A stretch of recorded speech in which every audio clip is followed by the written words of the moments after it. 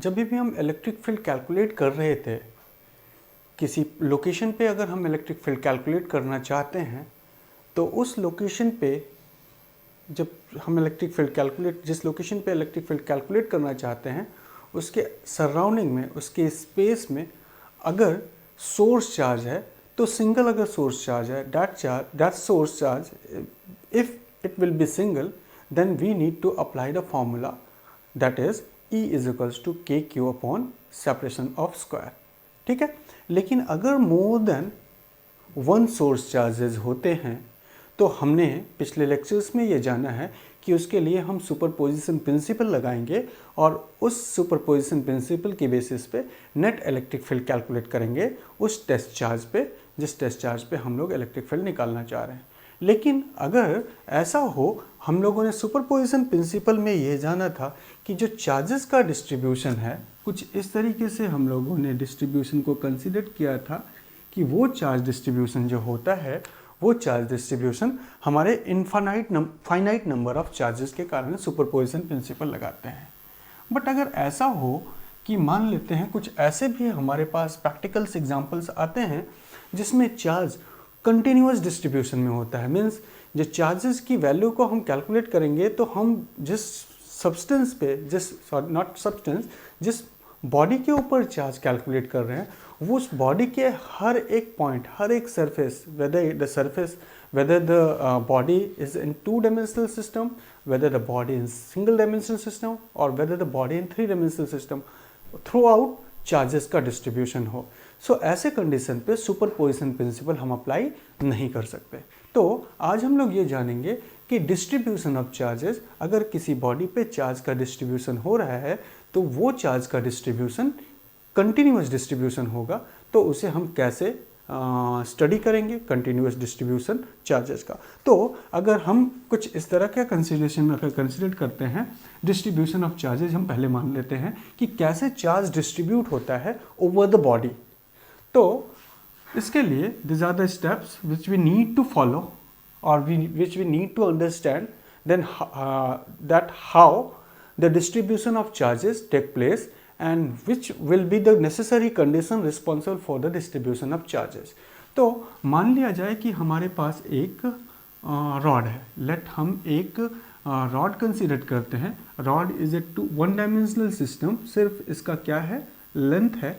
In comparison to radius length ज़्यादा है, इसके कारण हम इसको क्या कहते हैं, this is a one dimensional system.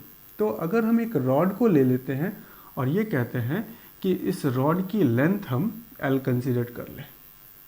ठीक है, अभी हम सिर्फ ये समझ रहे हैं कि डिस्ट्रीब्यूशन ऑफ चार्जेस कैसे होता है और ये डिस्ट्रीब्यूशन ऑफ चार्जेस कैसा डिस्ट्रीब्यूशन होना चाहिए, कंटिन्यूअस डिस्ट्रीब्यूशन। तो कंटिन्यूअस डिस्ट्रीब्यूशन ऑफ चार्जेस कैसे होते हैं इसको हम ये जानेंगे। ठीक है, तो कैसा डिस्ट्रीब्यूशन है, कंटिन्यूअस डिस्ट्रीब्यूशन।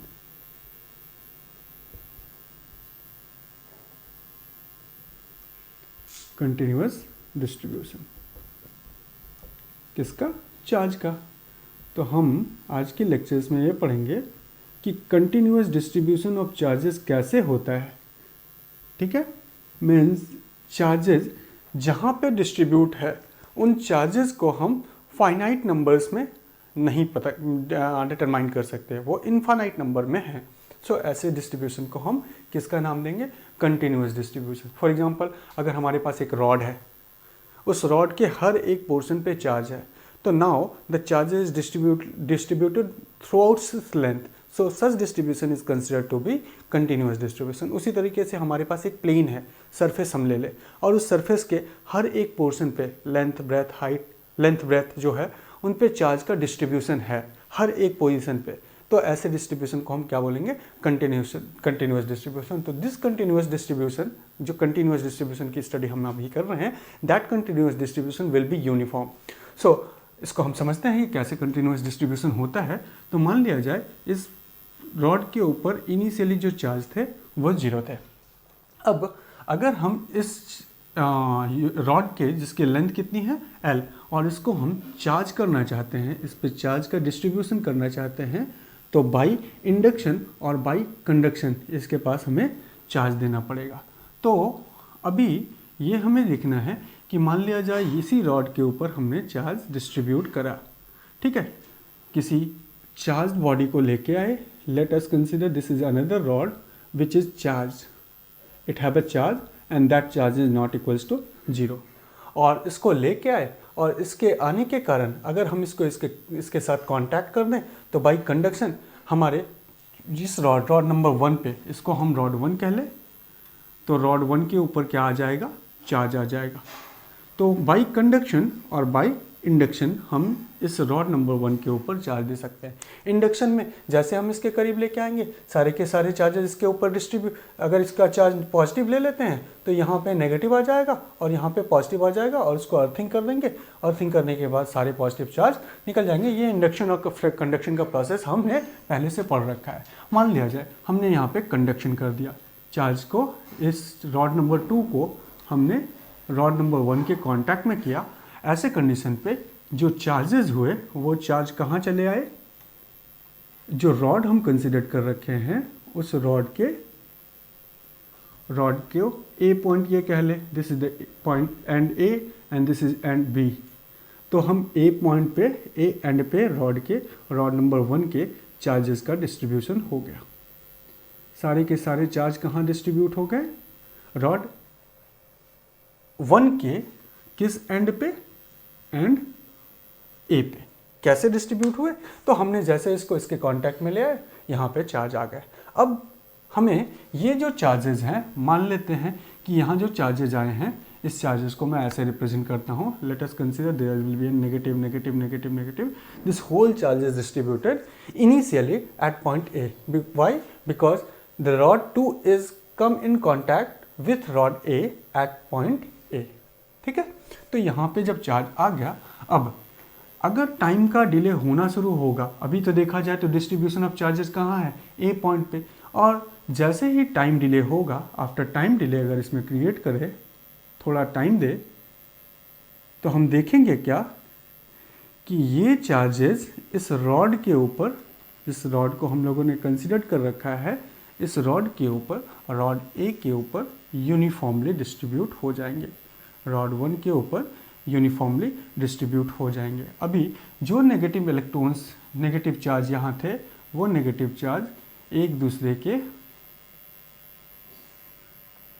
से यूनिफॉर्मली डिस्ट्रीब्यूट इस पे हो जाएंगे. अब ये यूनिफॉर्म डिस्ट्रीब्यूशन के पीछे क्या रीज़न बताएंगे बच्चों, this is the important thing that we need to know, कि जो चार्ज हमने यहाँ दिया ये कोई रॉकेट साइंस नहीं था यहाँ तक चार्ज देना, ये हम पीछे प्रोसेस पढ़ रखे हैं कि कैसे हम रॉड 1 के ऊपर चार्ज दें.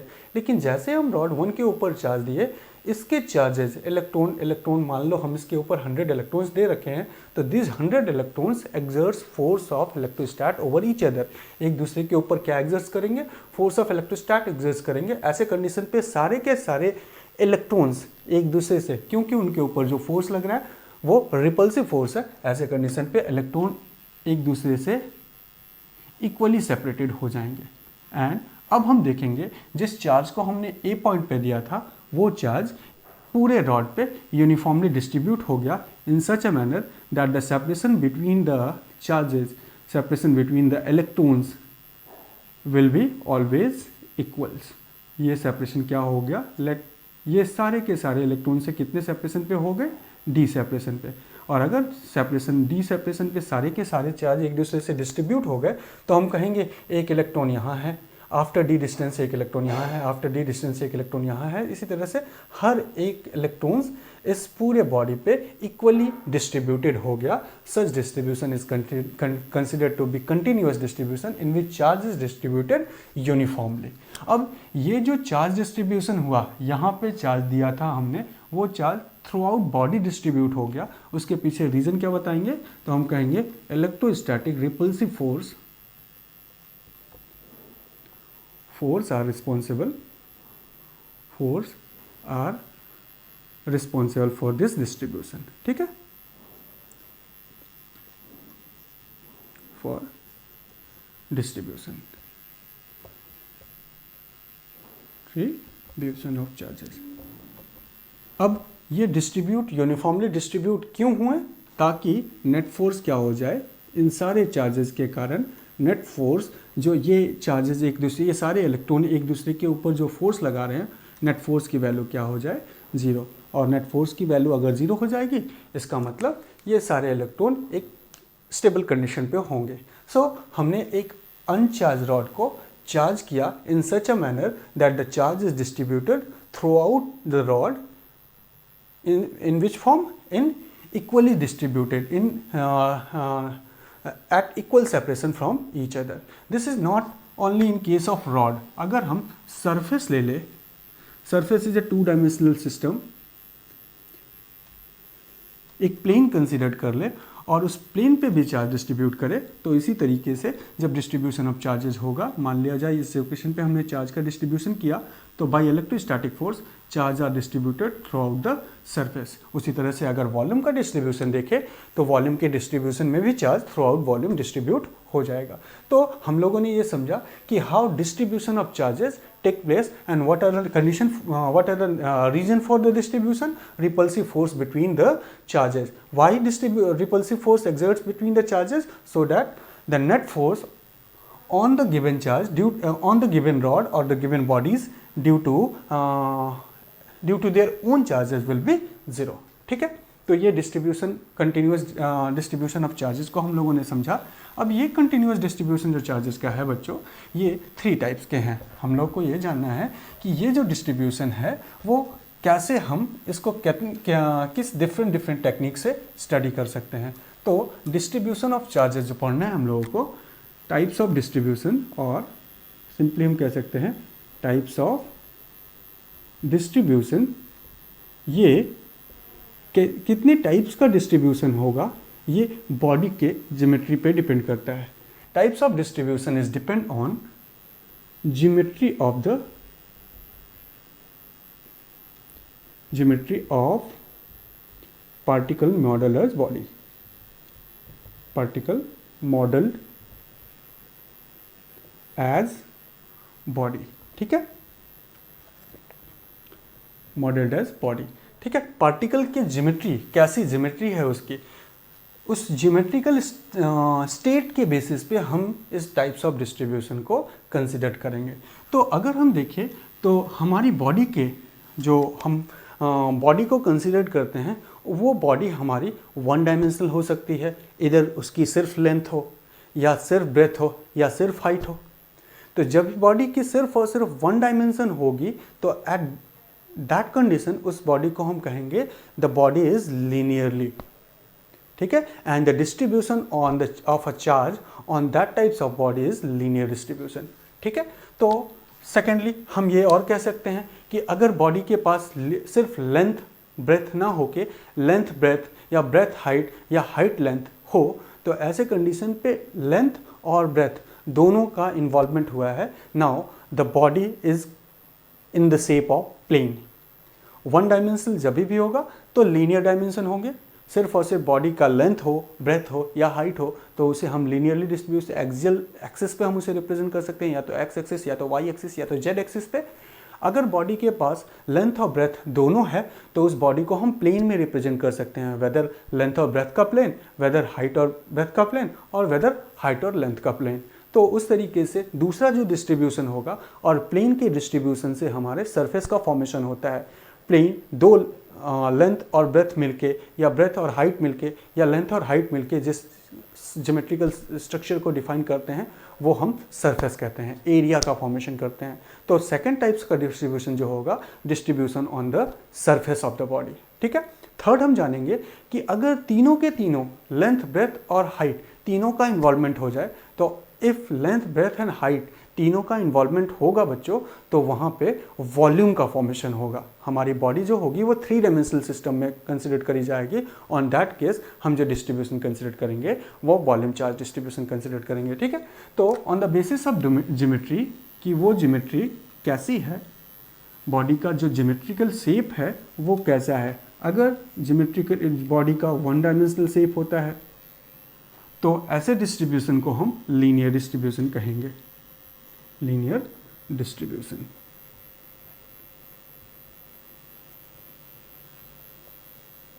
ठीक है, अगर बॉडी का 2 डायमेंशनल डिस्ट्रीब्यूशन होगा टू डायमेंशनल ज्योमेट्री होगी, मीन्स लेंथ हो या हाइट, लेंथ हाइट दोनों हो, लेंथ ब्रेथ दोनों हो, ब्रेथ हाइट दोनों हो, तो ऐसे कंडीशन पे ऐसे टाइप के बॉडी का डिस्ट्रीब्यूशन जो कहा जाएगा वो सरफेस डिस्ट्रीब्यूशन ऑफ चार्ज कहा जाएगा। ठीक है, उस बॉडी के सरफेस पे चार्ज का डिस्ट्रीब्यूशन हुआ।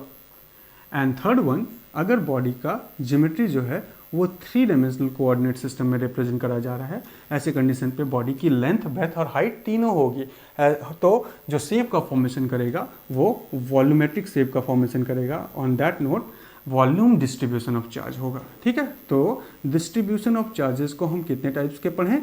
The distribution of charges are of 3 types. One is linear charge distribution.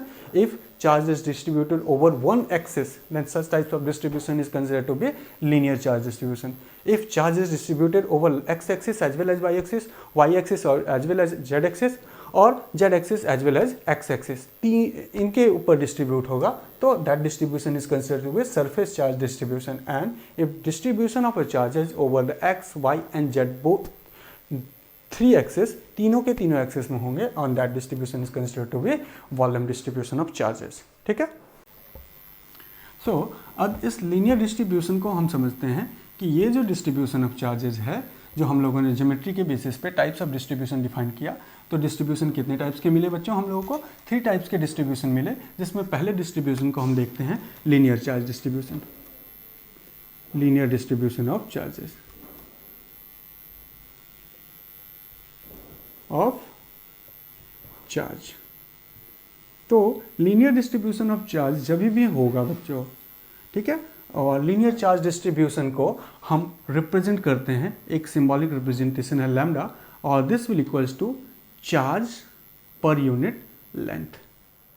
ठीक है, लीनियर चार्ज डिस्ट्रीब्यूशन क्या बोला जाता है? Lambda which is equals to total charge over total length, उसकी एक्स एक्सिस पे लेंथ हो, वाई एक्सिस पे हो या जेड एक्सिस पे हो। सो ऐसे डिस्ट्रीब्यूशन को हम क्या बोलेंगे?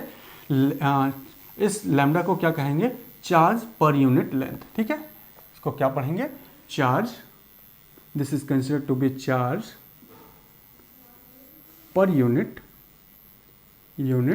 Length, charge per unit length, और इसकी यूनिट जो होगी वो क्या होगी? Coulomb per metre. ठीक है, this is the unit of linear charge distribution and this is considered to be lambda, charge per unit length. ठीक है, दिस इज ऑलवेज कांस्टेंट। चलो इसको समझते हैं कैसे। मान लिया जाए कि हमारे पास एक रॉड है, उस रॉड की लेंथ हमने कंसिडर कर ली, let the length of the rod is L. इस एल लेंथ के रॉड को चलो हम कंसिडर कर लेते हैं, the length of the rod is 10 metre and the charges distributed over this rod, जो चार्ज का डिस्ट्रीब्यूशन हुआ है वो हम कंसिडर कर ले कि ये कंसिडरेशन है, ये सिर्फ समझाने के लिए मैं बता रहा हूँ आपको। जरूरी नहीं कि हर एक रॉड 10 मीटर का ही होगा और इसके ऊपर चार्ज का डिस्ट्रीब्यूशन जो मैं लिख रहा हूँ वही हो। मान लिया जाए इस पे हमने जो चार्ज दिया वो 100 कूलम का है। सो अगर हम इसकी linear charge density, linear distribution of charges में ये जो लैम्डा है उसे हम क्या पढ़ते हैं? Charge per unit length, and this is also considered as linear charge density. Linear charge density, linear charge density अगर हमसे पूछा जाता है what is linear charge density, तो हम बताएंगे चार्ज पर यूनिट लेंथ। तो अगर लीनियर चार्ज डेंसिटी इस रॉड का हम निकाले तो ये क्या होगा? हम कह सकते हैं लैम्डा की वैल्यू क्या होगी? तो lambda is equals to charge क्या है? 100 कूलम डिवाइडेड बाय लेंथ क्या है? 10 मीटर। सो जो लैम्डा की वैल्यू आएगी वो क्या आएगी? 10 मीटर पर 10 कूलम पर मीटर।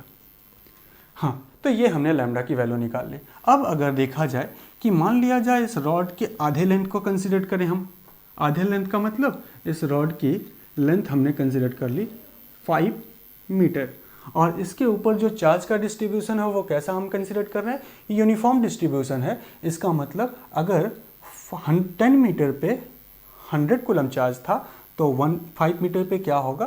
तो हम कहेंगे 5 मीटर के, if 10 metre contain 100 coulomb of charges, then 5 metre contain 1 metre contain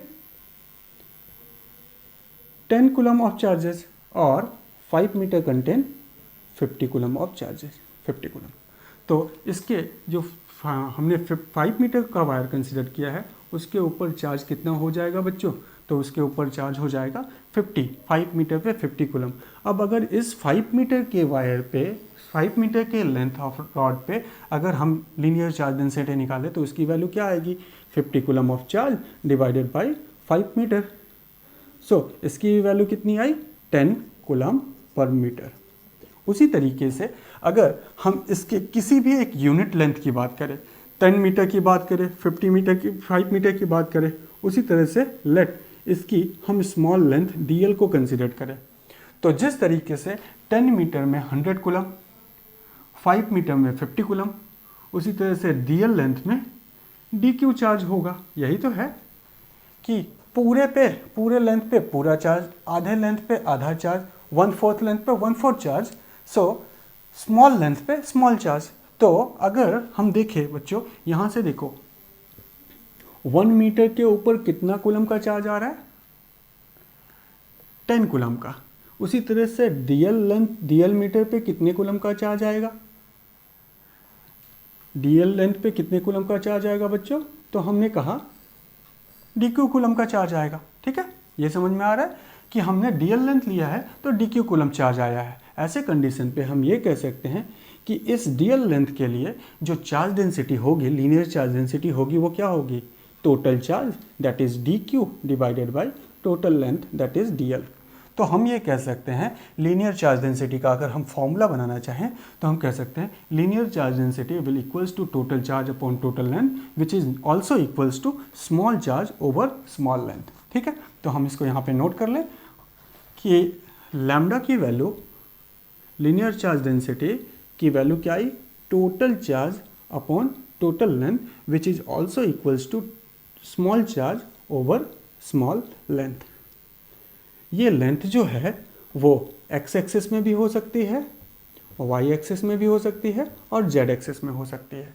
तो ये हम लोगों ने लीनियर चार्ज डिस्ट्रीब्यूशन के लिए स्टडी कर ली। सिमिलरली अगर हम सरफेस चार्ज डिस्ट्रीब्यूशन की बात बोले, अभी हम लोगों ने लीनियर चार्ज 1 डायमेंशनल डिस्ट्रीब्यूशन देखा कि अगर 1 डायमेंशनल डिस्ट्रीब्यूशन होगा चार्ज का तो लैम्डा की वैल्यू हम क्या लिखेंगे, q/l which is also equals to dq this will always equals to dq small charge small length के ऊपर। नाउ इसका मतलब ये लैम्डा की वैल्यू क्या है, कांस्टेंट है। लीनियर चार्ज डेंसिटी क्या होती है, कांस्टेंट होती है। ठीक है, तो हम लोगों ने लीनियर चार्ज डिस्ट्रीब्यूशन में जो कांस्टेंट वैल्यू है उसे हमें पता चल गया और इसको हम सिंपली कह सकते हैं किसी स्मॉल चार्ज की वैल्यू जो होगी वो किसके बराबर होगी, स्मॉल चार्ज की वैल्यू इफ, यहाँ से देखो अगर हम यहाँ पे कहें lambda is equals to q/l which is equals to dq/dl, तो हम ये कह सकते हैं q is equals to lambda into L और dq is equals to lambda into dl। ठीक है, तो ये आपको समझ में आ रहा होगा ये टर्म्स जो मैंने लिख रखा है कैसे बना, इस फॉर्मूले के बेसिस पे हम लोगों ने डिफाइन किया। एंड लैम्डा की वैल्यू क्या होती है, कांस्टेंट होती है। तो अगर हमें किसी स्मॉल लेंथ पे चार्ज को कैलकुलेट करना है तो just multiply small length with linear charge density. ठीक है, समझ में आ रहा है कि किसी small length 2 metre, 4 metre, 5 metre, यहाँ हम लोगों ने 10 मीटर का वायर रॉड कंसिडर कर रखा था। उस 10 मीटर के वायर में हम कंसिडर कर ले कि हमें चाहिए 0.15 मीटर, 0.15 मीटर रॉड के ऊपर चार्ज क्या होगा, तो just multiply lambda linear charge density with 0.15 metre, we get the number of amount of magnitude of charges on that small length. ठीक है, उसी तरीके से अगर सरफेस चार्ज डिस्ट्रीब्यूशन की स्टडी करें तो सरफेस चार्ज डिस्ट्रीब्यूशन क्या हो जाएगा, सरफेस चार्ज डिस्ट्रीब्यूशन जब भी हम स्टडी करते हैं तो किस में करते हैं, फॉर सरफेस और 2 डायमेंशनल प्लेन में। जैसे अगर हम कंसिडर कर ले कि हमारे पास एक शीट ऑफ पेपर है और उसके ऊपर चार्ज का डिस्ट्रीब्यूशन है, इसके ऊपर हमने चार्ज का डिस्ट्रीब्यूशन किया and this distribution is always uniform over it's area. Now ऐसे सरफेस चार्ज डिस्ट्रीब्यूशन के लिए हमें फिर से क्या क्या, जिस तरीके से लीनियर चार्ज डिस्ट्रीब्यूशन में हमने लीनियर चार्ज डेंसिटी कैलकुलेट करे थे उसी तरह से सरफेस चार्ज डिस्ट्रीब्यूशन में सरफेस चार्ज डेंसिटी कैलकुलेट करेंगे। Surface charge density surface charge density, और इस सरफेस चार्ज डेंसिटी को हम एक दूसरे सिंबॉलिक कांस्टेंट से रिप्रेजेंट करते हैं एंड दैट इज सिग्मा। यहाँ हमने लैम्डा का यूज़ लिया। अब देखो, जिस तरीके से लीनियर चार्ज डिस्ट्रीब्यूशन में total charge upon total length होगा, उसी तरह से सरफेस चार्ज डिस्ट्रीब्यूशन की वैल्यू क्या होगी, total charge upon total area. ठीक है, तो हम जिसको क्या बोल सकते हैं, चार्ज पर यूनिट एरिया से हम सरफेस चार्ज डिस्ट्रीब्यूशन को रिप्रेजेंट कर सकते हैं। इसकी यूनिट क्या होगी बच्चों, coulomb per metre square. Area की यूनिट क्या होती है, मीटर स्क्वायर, और इसको हम पढ़ते क्या है, linear charge surface charge density. So अगर हम जिस तरीके से अभी हमने फॉर्मूला जनरेट किया था, lambda equals to Q by L and which is also equals to D Q by D L, यही तो पाया था। तो उसी तरीके से sigma is also equals to Q by area and which is equals to D Q small charge upon small area. So अगर हमें स्मॉल चार्ज की वैल्यू निकालनी है, तो हम ये जो सरफेस चार्ज डेंसिटी है उसको किससे मल्टीप्लाई कर दें, स्मॉल एरिया से मल्टीप्लाई कर दें। तो ये हमें याद रखना होगा कि जिस तरह से यहाँ पे स्मॉल चार्ज की वैल्यू क्या आई थी, लैम्डा इंटू डी एल, उसी तरीके से यहाँ पे स्मॉल चार्ज की वैल्यू क्या आई, अगर हम किसी स्मॉल एरिया को कंसिडर कर ले इस वायर का, लेट ये स्मॉल एरिया, और इस स्मॉल एरिया के थ्रू हम चार्ज निकालना चाहते हैं, तो just calculate surface charge density that is sigma and multiply sigma with that area. Similarly अगर वॉल्यूम चार्ज डिस्ट्रीब्यूशन निकालना चाहें, तो वॉल्यूम डिस्ट्रीब्यूशन ऑफ चार्जेस जो होगा, वो वॉल्यूम डिस्ट्रीब्यूशन ऑफ चार्जेस जिसको हम ओवर द वॉल्यूम कंसिडर करेंगे, और ओवर द वॉल्यूम अगर कंसिडर करें तो मान लिया जाए, अब देखो जब भी हम वॉल्यूम को लेंगे तो there will be 3 dimensional system, 1, 2 and 3। तो वॉल्यूम का फॉर्मेशन 3 डायमेंशन से हुआ, सरफेस का फॉर्मेशन 2 डायमेंशन से हुआ, एंड लेंथ का फॉर्मेशन सिंगल डायमेंशन से हुआ। ठीक है, तो 1 डायमेंशनल डिस्ट्रीब्यूशन करा जाए, 2 डायमेंशनल डिस्ट्रीब्यूशन और 3 डायमेंशनल डिस्ट्रीब्यूशन।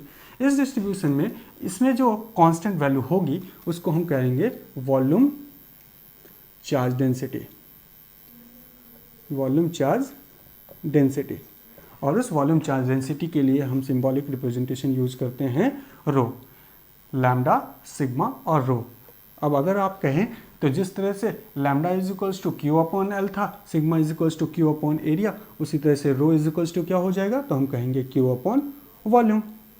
और इसको पढ़ेंगे क्या, इसकी डेफिनेशन अगर हम डिफाइन करना चाहेंगे तो क्या कहेंगे, चार्ज पर यूनिट वॉल्यूम। ठीक है, और चार्ज पर यूनिट वॉल्यूम, सो इसकी यूनिट क्या हो जाएगी, coulomb metre raise to the power 3, ये इसकी यूनिट हो जाएगी। सिमिलरली अगर हम वॉल्यूम चार्ज डिस्ट्रीब्यूशन रो को लिखना चाहे तो हम ये लिख सकते हैं charge per unit volume which is also equals to small charge upon small volume. तो अगर इस